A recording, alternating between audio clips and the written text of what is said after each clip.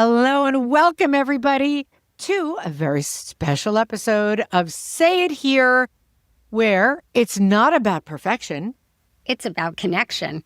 I'm Judi Franco. And I'm Corie Ajmi. And this is the tall tale of how it all began. Corie and I have been really kind of nervous about releasing this episode, but at the same time, I guess it's just the anticipation that's making me nervous. But at the same time, I listened to it this morning and really I'm excited we're doing this. It tells why this is happening, how it's happening, how it all began. And I think people really kind of enjoy having that behind the scenes perspective. Absolutely. I'm happy we're doing it too. I listened to it too recently. And yeah, it was great. It's actually, we recorded that first. So even going back and listening to it and hearing our first recording together and us even getting to know each other was kind of cool. That was very cool. And the truth of the matter is, I felt like we were all, I'm glad you said getting to know each other, because even though we've known each other for a million years, this podcast really did allow us to get to know each other and know each other well. We knew each other as almost little girls. And now we're moms and grandmas. And I mean, it's really amazing. And we've covered so much. And I feel like we've really both, I'm not going to speak for you, but I mean, I have learned so much, Corie, that I want to go through and listen to every single episode all over again. Yeah. And you know, we wanted to use this time too to remind people of some of what we covered this season and to let everybody know we're going to be back in the fall with more episodes. We have a hiatus, but during that hiatus, you're going to be hearing a lot from us. You're going to be seeing us, hopefully, around a little bit. I don't want to spoil any surprises, but maybe some live appearances here and there. And we wanted to just take a second to talk about what our highlights of the season were. Wait, should we fish Elbe first? You need to fish Elbe. Okay, because we started at the beginning of the Say It Here podcast saying, we're going to fish Elbe, and that's what this whole show is about, which it really is. Meaning, open your heart, unload, let it all come out, because as we like to say, you know, it doesn't help anything by holding it in. That's the basic concept of the show. So whenever we have something we really need to let go, we do. And today I had one of the worst days of my life, but I can't really say that. It's not a tragedy. It was just one thing after the other. I got a flat tire, and you're not going to believe who stopped to help me with the flat tire. It was amazing. Who? A mail carrier stopped and said, "Hey, do you know how to fix that?" And I'm like, "No, look at me." So he goes, "You got a jack? You got a spare?" I'm like, "I don't know what I have. The car's a month old." He opened the car. He found a full-size spare and all the tools, and he got to it. Wow. Which is great. So nice. Beautiful. And I love him. But the only problem is now I have to make it up to a dealership, and you can only drive 45 on this tire. So it was a very long, hot drive, 45 miles an hour. I had to get back to record the podcast. It sounds like something that is a first world problem, and it is. But I cannot even tell you the schedule of things I have to do today and through the night, that it just couldn't have happened on a worse day. Anyway, all's well that ends well. I was prepared to record from the car dealership, but I actually just got home and I'm here. And it was a stupid day. I just need to let that out. Okay. Did you feel stupid better? Day. You feel better? I do. Okay, good. I do. So, highlights, you go. The first one that came to mind, and it's funny because she was our first episode, was with Attachment Nerd. And I just think attachment is such an amazing concept. And I love how, you know, you can take the concept from childhood through adolescence into adulthood, and it affects all our lives. And I think Eli is amazing. And I love listening to her. And she's always got great wisdom. So that was definitely a wonderful I love episode. her too. Okay, we keep, obviously all these episodes and these guests are like our children, so it's hard to find favorites. But what really sticks out to me, and I love her also so much, and her signature long earrings, Eli. But if I had to go back, first of all, the thing that I heard most about probably was Dr. Robin Koslowitz. Oh, she was amazing. She's amazing. She's so well-spoken, so quick, so articulate. She could solve any problem. And she just, it's the whole spectrum of mental illness and trauma that she fixes, or at least convinces you that you can live with it. Yeah, you can do it. Even so many of the topics, like John Lee talking about emotional regression, I have been paying attention and noticing it happens. And, I'm learning to take a deep breath and get back on course, but it happens. We were 1,000%. I mean, it happens to me like 10 times a day. And we were right in the news when it came to John Haidt, because it was right in the middle of that episode when there were states and countries that started to enact these laws that made it illegal for kids under the age of 16. Australia did it then, to go onto social media. And then many, many schools and districts in this country were going cell phone free, largely as a result of what he brought to light. Yeah, his work. You want to hear a fun fact? Yes. What I did today? Yes. I went to see him at the 92nd Street Y today, talking to Goldie Hawn. Explain this. Explain the couple. Explain that pairing. Goldie Hawn has been an advocate for mindfulness for children for a long time. She has a couple of books. She does things in schools, and she's been talking about getting kids to understand their emotions for decades. She's so bright, Corie, and she's so full of love, too. Yeah. And we were too busy, watching her in movies and seeing how adorable she is to notice that she was doing all this important work behind the scenes. We had Maddie. She was so honest about her betrayal trauma. We had really some great guests. Jennifer Acker and Gary Katz. That's why I said we can't. No, we're going to name everyone. Okay, because Gary Katz is the one who made me realize that I really did not want to marry James Bond, if you recall. I do recall. I recall. But we had Janine also talking about a lot about food issues and the relationship with her mother. But also she was really clear. I said this in the episode that I never really had food issues, and yet her book was just so amazing. She talks about the stories we tell ourselves are responsible for how miserable or happy you may be.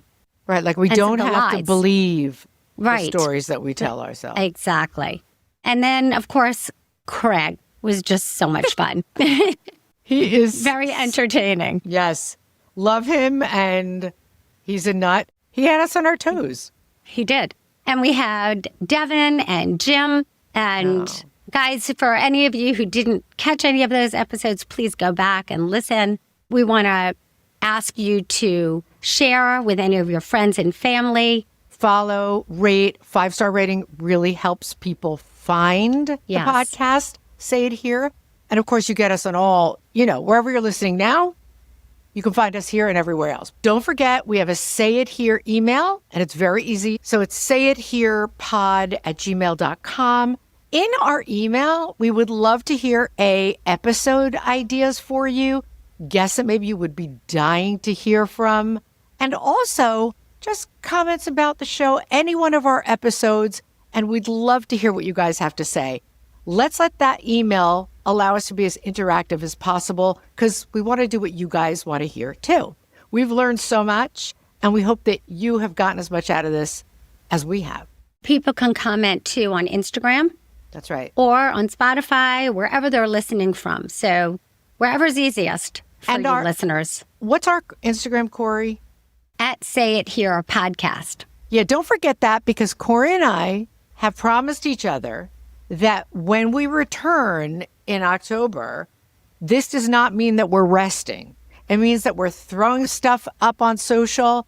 We're going to be the content animals this summer, because we really want to get to know you guys and interact with you guys on social too. So again, our Instagram @Say It Here podcast, find us there, watch for our new content coming out soon, and listen for our return in October. Coming up, you're going to hear our first ever recorded episode. Corie and I talking about how we came to be Corie and Judi, and how this came to be Say It Here. Want to skip the small talk and get into the heart of it? So do we. Life isn't about perfection, it's about connection. And together, we're building healthy relationships, one conversation at a time. This is Say It Here.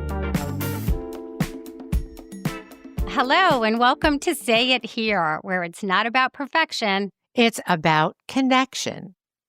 I'm Judy Franco. And I'm Corie Ajmi. We started this podcast because sharing our own truths has been both healing and empowering, and we really want to encourage others to do the same. Sharing our stories is actually the way we reconnected as adults. We lost each other for a long time as childhood friends, but then we came together again as adults. And today we want to get you to know us by hearing that story for yourself. Corie, can you believe we're finally doing this? And no, I really can't. And it came together so naturally, like it just really feels right. You know what I mean? It does. It really does. And I love that I get to show up here and live one of my core beliefs. What is that core belief, Corie? Connection. I believe it's important to share and get things off your chest. You and I definitely bond on this subject. Too many people are lonely today. We need connection. And Corie and I are hoping that our listeners will also find a way and a place to get things off their chests. Fish Elbe. Yes, Fish Elbe, exactly. I'm so excited that you wanted to call this episode Fish Elbe because I have always loved that expression. Me Fish too. I Elbe. love it. It's a good word. So why don't you explain, Judy? Oh, I'm going to explain? Okay, I'm going to explain. So our ancestors are from Aleppo, Syria. Corie and I both grew up with Aleppian grandparents. For me, it was grandparents, right? For you? Yeah. So we could kind of understand some Arabic words. Unfortunately, a lot of us learned the bad words, but we also knew that phrase. It was used all the time. It's an Arabic word with an Aleppian dialect, and it actually means, Fish Elbe means like to let it all out. Fish is a verb. That means like to let out or to blurt out forcefully. And Elbe, I think, is like heart. Heart. Yeah. I love it. So Fish Elbe literally means emptying the heart. So we've all done that. It's like venting, emotionally, unloading. Exactly. So listen, we have to share our emotions and be willing to be seen and to be heard, of course, if we want to connect with people. That is the trick. And if you want to connect with one another, you need courage. And we know that it takes a lot of courage. But being authentic and being vulnerable are the keys to true connection. For sure. According to Johann Hari, the opposite of addiction is connection. I love that quote. I do too. I've heard you say that. So with this show, our goal is to get insight into how to regulate our nervous systems, deal with generational trauma, and so many have that, and navigate difficult relationships in healthy ways. And one of those healthy ways, Fish Elbe. Absolutely, because the adversity we face doesn't define us, but it can really connect us with others when we talk about it. Right. So speaking of talking about it, I think it's time that we tell our story. Let's say it here, Corie. So, of course, I'm going to tell the story. Corie and I have our differences, but we're also a lot the same. We have both spent our adult lives in careers where we openly share our thoughts. She's an author. I'm a radio host. It makes sense that we would be doing this thing together. It's amazing how one DM or phone call can change your life. This all started because of you, Judy.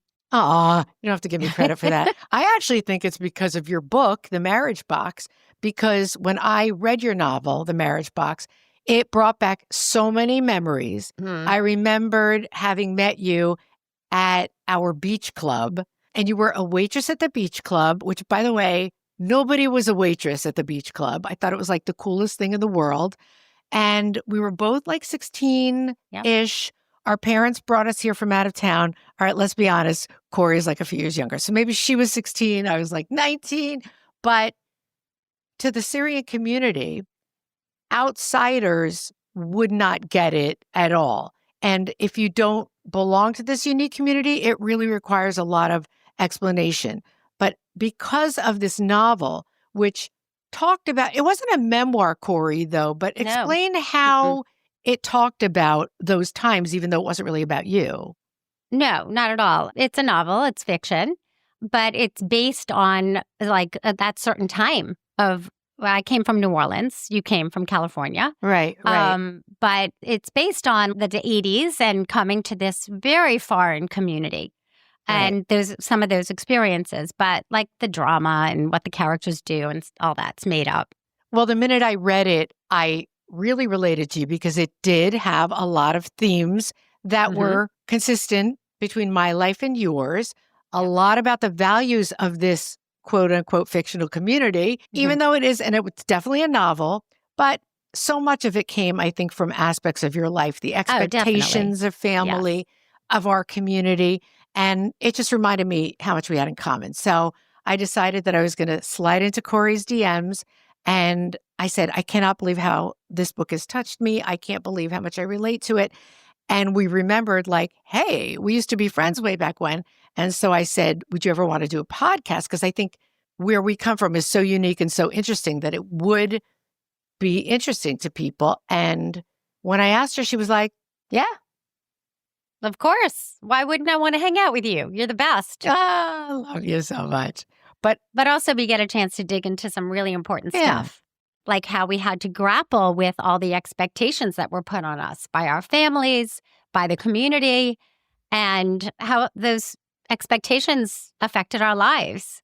Yeah. And I think a question I've been thinking about a lot is, what does it mean when family and cultural expectations bump up against an individual's needs and wants? That is such a great question. And you asked that to me when we first started talking about doing this podcast. And I think it's one of the things that we have both struggled with and why connection is so important to all of us. But you did. You followed the expectations. Well, yeah, I did. That's what I was just going to say. I did get married at 18, which was kind of at the time what was expected. That's right. And I was 27. It's probably sounds really laughable now, but I was an old maid. And because our community highly values marriage and marriage at a young age. And of course, they value family as well. So even though Corie's book is fiction, the marriage box was a real place that you and I both remember. And at the beach club, which is, I mentioned, was where I first met you, we used to go and there was like this fenced off area where all the single people would not have to be, but we would hang there. And it was where you were supposed to find your eventual mate. You would try to talk to people and try to get a date. Do you ever remember having it in the back of your mind that I should get a date out of this? No, I stayed away from the marriage box. That's what it was called. That's what that section was called. I stayed away because I was super young and I was not ready to get married. Right. But the ultimate goal was always marriage, no matter what. And of course, kids. Yes, that was in the background. Between the two of us, we have a bunch of kids. Yeah, thank God. And we might have done some things off the beaten path over the course of our lives. I have no idea what you're talking about, Corie. I just followed the straight and narrow my whole life. Well, that's what I was going to say. Mostly we followed tradition. Yes, we did. Do you remember, like, really when we met? Like, tell me, what did you think of me, right? The minute you met me. Because seriously, you were so gorgeous. And we were very intimidated because I had come a few years before you. So we didn't need more pretty girls coming from out of town. That was very, so it was like, oh, shoot. But I remember thinking how cool it was because you were, as I mentioned, a waitress and waiting on us. That was unheard of. That was not considered one of the jobs that we would try to get. We were either salespeople in stores or we worked for our dads in an office, and that was it. And so and it was summertime or a counselor maybe. Yes, exactly. But I already thought there was something up with you from the beginning. I was very intrigued by you because I thought maybe you were like me, maybe you were different. And turned out you were.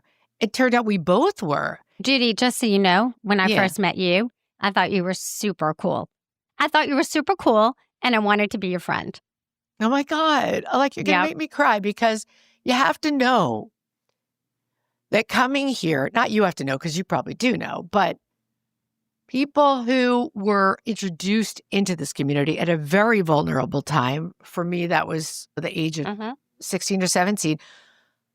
If you didn't feel like you fit in immediately, it was difficult. And even though I had a lot of people who wanted to be my friends, I had no idea how I was perceived. And I did feel like a weirdo. I totally felt like a weirdo. So it's so nice that we kind of had the same image of each other where we kind of wanted to be friends. What would you say were the values that were most important to your family at that time? Well, I guess, I mean, I didn't know it because like I said, grew up in New Orleans and I went to a really great school and I was all set to go to college. And so I would have said education. But when I turned 16 and started dating, my parents decided to move back to Brooklyn, where they had both grown up, because they wanted me to get married. But I mean, I didn't know that. And I resisted a lot when I first got to Brooklyn. It was just so overwhelming. And not even though people were really nice, like I didn't belong. I didn't understand the rules and the expectations. It felt really foreign to me. You know what I think is interesting too is I feel I have developed way more of the accent of our region than you have. Like even my husband heard you talking on speakerphone. He goes, wow, it's so cute. She still has that Southern accent. He goes, you don't sound like you're from California at all. And I'm like, yeah, I don't. I sound like a regular East Coast person. Don't you feel like you still, do people like ask you where you're from? Sometimes. Because that was the most basic thing that made us feel different is that we spoke. I mean, I'm not going to speak for you, but people were like, can I hear you say orange? Can I hear you say married? And I used to say y'all. You did? Well, now you I should, did. because everybody says it again. That's so I love it. cute. It's the best word. It's a great word. It really is. So do you think that, did you encourage your kids to get married? You did encourage your kids to get married young, right? Not at all. No. No, not at all. My oldest daughter got married at 27, which I get today is still considered really young. Right. But in our community, it's on the older side. And my other daughter, my youngest daughter, got married at 21. Young, but not 18. So I have to ask you then, what are your personal values today? If you could say this sort of, I don't know how this became that I'm interviewing you, but I like it a lot. I'll go with it. How did your upbringing shape the values that you have today and the ones you imparted to your family? Oh, wow. Well, obviously the family stuff. Yeah. Right? Yes. Family's super important to me. I mean, there's also just being a good person. Right. It's very important to me. And hopefully I pass that on to my kids. Like a really important value for me also is to speak your mind. I never wanted my kids to feel like they couldn't share things with me. I never wanted them to be afraid of me. I thought it was really important as a family that we could talk about our emotions, our feelings. That was I'm a really glad important. you're saying that because the overarching theme of our podcast has so much to do with connection and the similarity of us coming from out of town and then being these people who were completely shell-shocked, culture shocked, and did not really belong. It could have ended up really badly for us. And for sure. I think it took a lot of courage for both of us to get where we are. And speaking of courage, you mentioned something to me about courage before that I wanted to write down and I didn't. So can you just explain that thing? So the Latin word cor means heart, which I love. And core is the base of Corie. And it also means courage. And we were talking earlier about being vulnerable. And that's a lot of what this podcast is about, is to have the courage to be vulnerable. And that's tough. Yeah. Well, my daughter told me today, like she could never be a podcast host. Like that would just be too scary. But she's in Colorado and she went paragliding this morning. She jumped off a mountain. No way. Yes, she did. I'm glad I didn't know till she was safely on the ground. Is she on the ground now? She's safe and on the ground, yes. But there's all kinds of courage. Oh, yeah. Courage comes in many forms. One of those things that you and I have talked about a lot in preparation for this podcast is the courage to just be yourself and not care about pleasing others. And so I was hoping you would talk about that a little bit. Well, can we switch things around? Can I interview you now? Okay, you can, yes. How about you talk about it? Okay. Are you a people pleaser? Corie, okay, so, I have a radio show, and on the radio show, I am obstinate. I'm paid to give an opinion, never veer from it, and I will never see your point of view. In real life, I am the opposite. It's taken me years and years and years to be not a complete doormat, but yes, I was pretty much raised to be a people pleaser. It's not that my mother said, please everybody, but, I watched her. She was a very, very strong businesswoman, and she was in retail. And in retail, the customer's always right. And my mother somehow ended up convincing us that everybody in the world was our customers and they're always right. So while not a people pleaser, I did get that message that satisfy people, make them happy, make them right. And I think, thank God, I have healed a lot from that as I got older. But I think that is what causes a lot of problems for women in particular, and just for kids in general. Like, it's the Yeah. people pleasing, you know? Yeah. How the trait has shifted for me is I finally saw my kids doing it. And so I really had to get tough because I didn't want to give that to my kids. Yeah. But I did feel like the ability to take the things I didn't like about myself and to change them made me proud. And that takes courage. I also feel like you had to meet your family's expectations when you were young. You didn't get to just do what you wanted to do. So when you did get married young, how did it make you feel to be meeting their expectations like that, to be giving them what they wanted? Well, I didn't think of it that way at the time. I was in love with my husband and wanted to get married. Looking back as an adult, I wonder how much their expectations or wants affected me, for sure. Right. But that was not something that was in my mind at the time. But looking back on it, they never said to you, go find how did you know to do it? How did you know to go find a husband if they never actually said it to you? I mean, we moved because I had been dating. Right, right. And maybe, I mean, they might have said that they wanted it, but I didn't feel like I did it at the time for them. Right, right. But I wonder what would I thought I was happen. being really independent and strong by saying, this is the choice I'm making and I'm going to go live my life. I thought I knew everything at 18. Yeah, didn't we all? That's so Yep. amazing. Oh my gosh. Yep. I feel Yeah. like, in a way, my being 27 when I got married was sort of like letting my parents down because I knew they had expected me to get married younger, and most of my friends were married younger. So that was not great for my confidence. And I think maybe one of the reasons that I've been successful in other areas of my life, like, bringing up my kids and being convicted in my spiritual growth and in my career. I think a lot of that came from the fact that I needed to show people that getting married young wasn't the most important accomplishment that I could have. So I guess I'm pretty glad for that challenge, And speaking of our careers, isn't it interesting that we both have successful careers speaking our minds? Is that coincidental?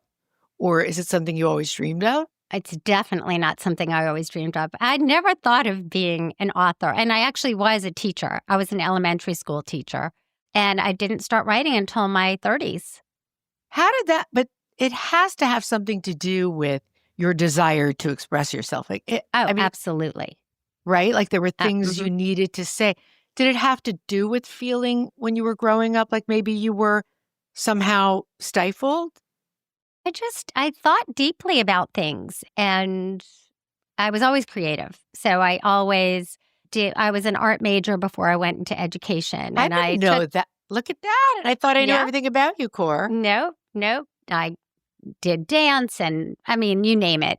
I had tried everything. I kept a journal when I was younger, but that was about it. And I just think I came back to it. I had tried lots of arts. I love to cook. I love creative endeavors. So I was kind of playing around with writing after working on my thesis in graduate school. And my thesis was on storytelling. and I just started writing stories. And one thing led to, really, it was baby steps. One thing led to another. But there was no big plan in the beginning.